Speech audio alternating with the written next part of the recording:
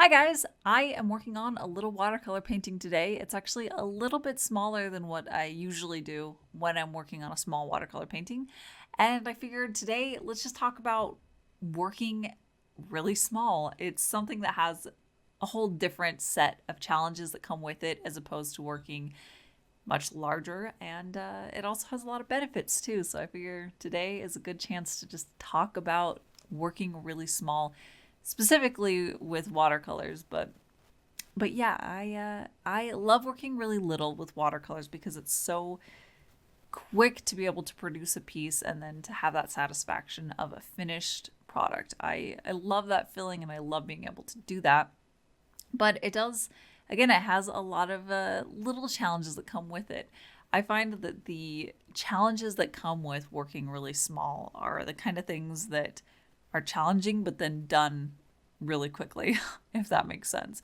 Like when I'm working on a really big painting, the challenges tend to take a lot longer to overcome. Like painting a certain shape that I want to have a really smooth wash, it'll take me a while to work through that and make sure that I paint it into all the little nooks and crannies. It takes much longer to be able to work through that and then get to the end where I have a smooth wash.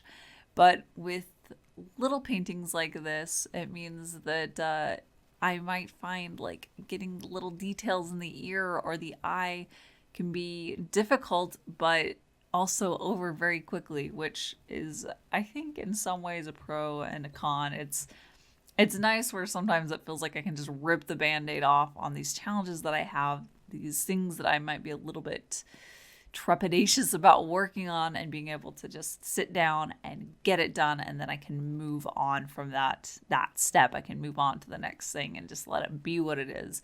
But it also means that it can go awry very quickly.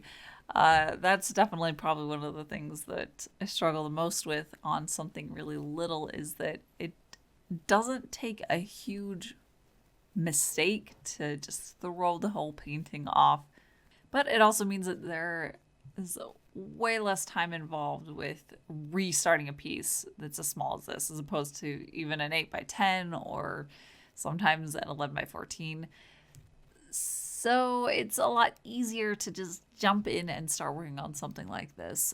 I find that I am a lot more experimental and I guess rash and quick to just dive in with little pieces like this. I feel a lot less concerned about having everything planned out before I work so small, which I find really liberating. It's something that when I'm working really big and it takes a lot of time to transfer my piece over, and I have to spend a lot more time planning out the details, since there will be room for those details to be present and I need to make sure that they're refined. Uh, it takes just so much more effort and time and resources, because it takes more watercolor paper and everything, that I I need it to be as planned out as possible. And sometimes I just want to be able to sit down and move into the painting step as quickly as possible. And that's why I love working on something little like this. For this, I had a rough color comp that I did digitally, and I had a lot of the details unrefined and basically not there at all in my rough sketch while I was transferring it. And that allowed me to explore the details as I was transferring it. Because it was so much smaller, I didn't have as much risk with that, because the details that I was putting down, they were much smaller and much fewer and far between, as opposed to something that's much larger. So yeah, it does allow me to move right into just working on a painting and experimenting. Like I mentioned that already, but I get to try out things that are a little bit different, because again, everything just kind of comes back to time. It's less time intensive. Like with this piece, I did a very different process to how I did her hair, because I knew it was going to be a dark color. I wanted the lines to be very dark, so I actually just went in and did like really graphic line work, where where I wanted the edges defined.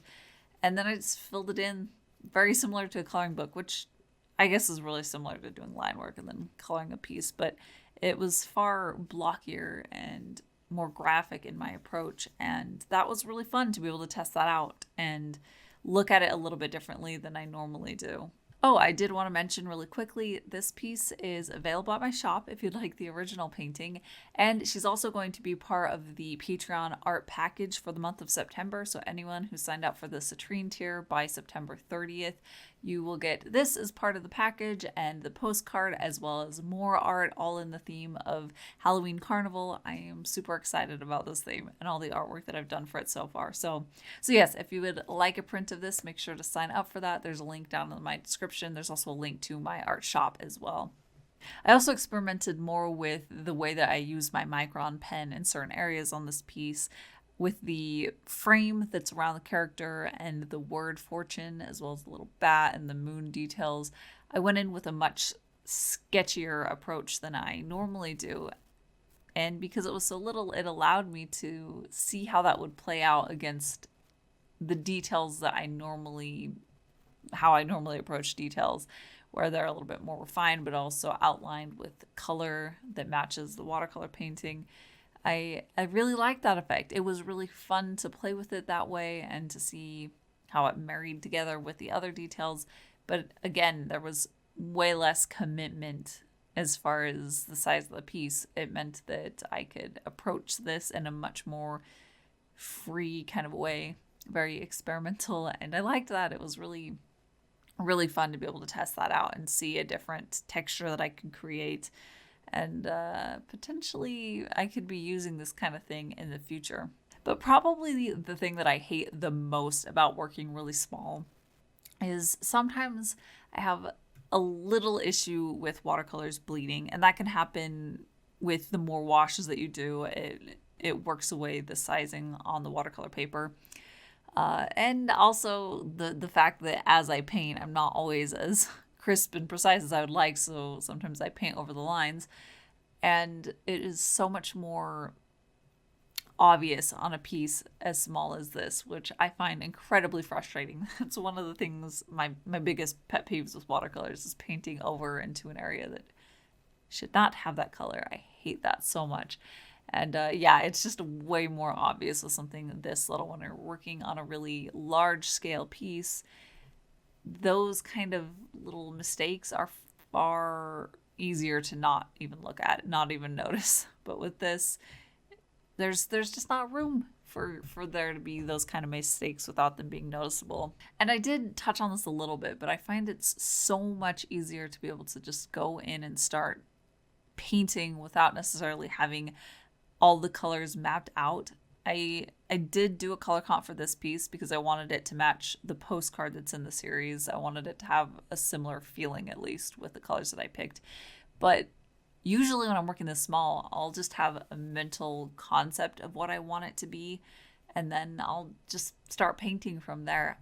I love doing that because it does get me out of certain ruts. I find that sometimes when I'm mapping all the colors out, I will naturally pick the same pigments to use to create those colors. So I'll use my favorite yellow as the yellow that I mix.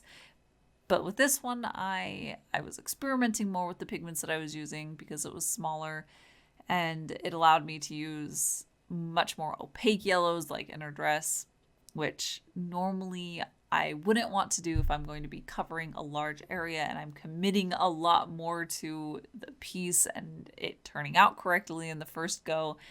I would use my tried and true paints that I always use. So this was really fun to be able to pick from different paints, different pigments that I normally use, and to be able to see how they react with each other, what the actual impact is on the piece, how they behave, because it's been so long since I've used them. I love that. I would really like to get more familiar with some of the paints that I already own, and I would like to get more use out of them. And don't forget, this piece is going to be part of the September Patreon package. So if you'd like to get this one and the postcard and more art, make sure to sign up for the citrine tier. And I also have just the postcard tier, which is the Malachite tier over on my Patreon. There's a link down in the description. And again, the deadline is September 30th. And I have the original painting available at my shop. There's a link down in the description that'll take you over there. And that is it for today. I want to give a huge thank you to all my patrons. You guys are absolutely amazing. I really hope that you guys know how much I appreciate your support over there. But yeah, that is it for today. So I'll see you guys next time with some more painting.